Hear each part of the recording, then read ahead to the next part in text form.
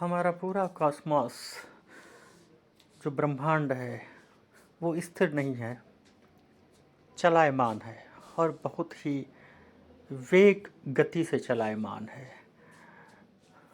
हम उसका एक छोटा सा हिस्सा हैं एटम्स के रूप में, सब एटम्स के रूप में, जिनकी की गति प्रकाश की गति के बराबर होती है। अमूमन हम कहें तो 3 लाख किलोमीटर पर सेकेंड, और इसी गति से पूरी गैलेक्सी चल रही है, चलायमान है। और हर सेकेंड लाखों प्लैनेट्स जन्म ले रहे हैं, लाखों प्लैनेट्स ब्लैक होल में समा रहे हैं। सब कुछ बहुत तेज़ी से हो रहा है। हमें लगता है कि सब कुछ स्थिर है और हम स्थिर हैं, लेकिन अस्तित्व में ऐसा नहीं है। ब्रह्मांड में कहीं भी स्थिरता नहीं है, सब कुछ चलायमान है। और अगर हम नज़र डालें तो हमारा धर्म भी कहीं न कहीं से स्थूल से सूक्ष्म की ओर बढ़ता रहा है, वो भी चलायमान होता रहा है। जो सबसे पहले जो धार्मिक रिचुअल्स हुआ करते थे वो शमनिक रिचुअल्स होते थे, पाशविक रिचुअल्स होते थे, एनिमिक एनिमल्स रिलेटेड, उन्हीं की पूजा होती थी, उनकी बलि भी चढ़ाई जाती थी। पगन रिलीजन्स पूरे वर्ल्ड में, यहाँ केवल अपने देश की बात नहीं है, शमन, पगन, विचक्राफ्ट, पहले इसी तरीके की धार्मिकता होती थी धर्म के नाम पे, जो भी नाम था इनका। फिर धीरे धीरे वो स्थूल से थोड़ा सा सूक्ष्म की ओर बढ़ते गए। फिर उसके बाद जो सबसे पुराना दर्शन है वो सांख्य दर्शन है। वो उसने परमात्मा की बात तो नहीं की, लेकिन प्रकृति और पुरुष की बात की। सांख्य दर्शन जो कि कपिल मुनि का बहुत ही, कपिल मुनि हमारे बहुत मुनियों में श्रेष्ठ कपिल जी को ही कहा गया है। गीता में कृष्ण ने कहा है कि मैं मुनियों में कपिल मुनि हूँ। तो सांख्य में पुरुष और प्रकृति की बात कही गई, लेकिन परमात्मा की बात नहीं कही गई। परमात्मा को नहीं मानता है सांख्य दर्शन। और बड़े अचंभे की बात है कि जो 6 दर्शन हैं, इन 6 दर्शन में वेदांत सबसे अलग है और सबसे नया दर्शन है। जो 5 दर्शन हैं वो सांख्य, योग, मीमांसा, वैशेषिक और आपका वेदांत तो बाद में है। न्याय तो न्याय सांख्य, वैशेषिक और योग और मीमांसा, जिसे पूर्वोत्तर मीमांसा भी कहते हैं।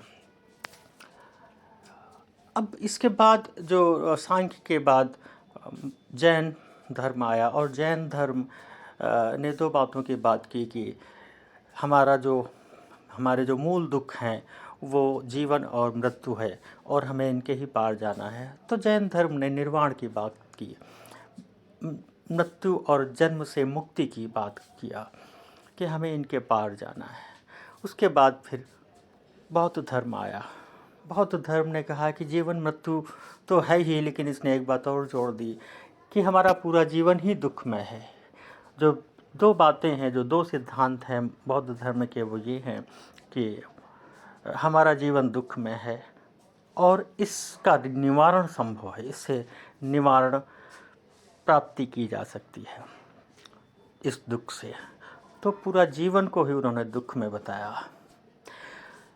6 दर्शन में 5 दर्शन केवल दुख की बात करते हैं या नहीं करते हैं। योग में भी दुख की बात तो नहीं करते हैं, लेकिन वो और कोई बात नहीं करते हैं, वो केवल समाधि की बात करते हैं। केवल वेदांत ही ऐसा दर्शन है जो आनंद की बात करता है, जो सच्चित आनंद की बात करता है। तो वेदांत सबसे अनोखा और अद्वितीय दर्शन है और सबसे नया भी है। जैसे जैसे हम आगे बढ़ते गए तो हम और सूक्ष्म होते गए और हमारी गहराई, हमारे दर्शन की गहराई बढ़ती चली गई। अब ये जो आनंद की बात वेदांत जो कह रहा है कि आनंद ही हमारा मूल स्वभाव है, हमें आनंद प्राप्ति के लिए कहीं जाना नहीं है, कहीं आना नहीं है, कहीं से लेके नहीं आना है, कहीं से कुछ पाना नहीं है। यही हमारा मूल स्वभाव है। हम आनंद को उपलब्ध हैं ही, बस केवल अपने को पहचानना है। हमारी असली पहचान जिस दिन हो जाए, हम अपने मूल स्वभाव को प्राप्त हो जाते हैं, उपलब्ध हो जाते हैं। केवल आंखें खोलने की बात है। ये ठीक वैसे ही है कि जब तक आंखें बंद हैं तब तक अंधेरा है, और आंखें बंद करके आप अंधेरे से लड़ते रहें, अंधेरा जाने वाला नहीं है। जागृत होते ही अंधेरा दूर हो जाता है। अंधेरे का अपना कोई अस्तित्व ही नहीं है। उसी तरीके से दुखों का भी अपना कोई अस्तित्व ही नहीं है।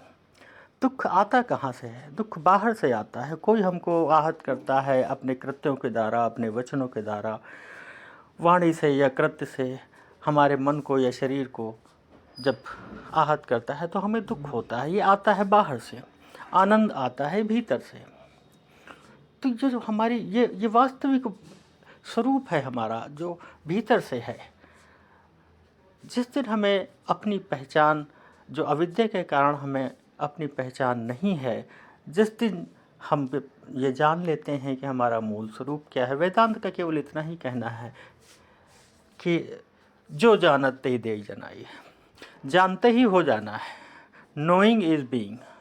आप जान जाएं तो बस इतना ही काफ़ी है। फिर करने के लिए बहुत कुछ नहीं बचता है। कुछ एक बार बात गहरे में समझ में आ जाए, फिर करने को कुछ नहीं बचता है। वरना रिचुअल्स, कर्मकांड, प्रथाएं, परंपराएं, इनको हम जीवन भर ढोते रहें, ये वैसे ही होगा कि हम अंधकार से लड़ते रहें। लेकिन जब तक हमें इसका ज्ञान न हो, प्रकाश का ज्ञान ही न हो, तो अंधकार से लड़ने का कोई फ़ायदा नहीं है।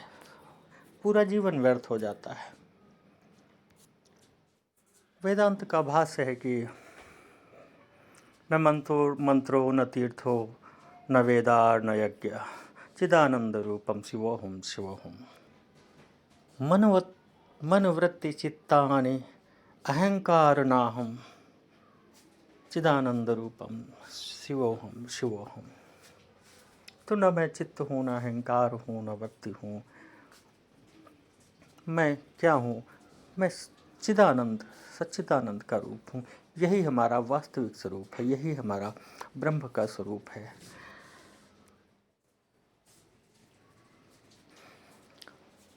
यही हम हैं, और जो हम हैं वही आप हैं। तत्वमसि।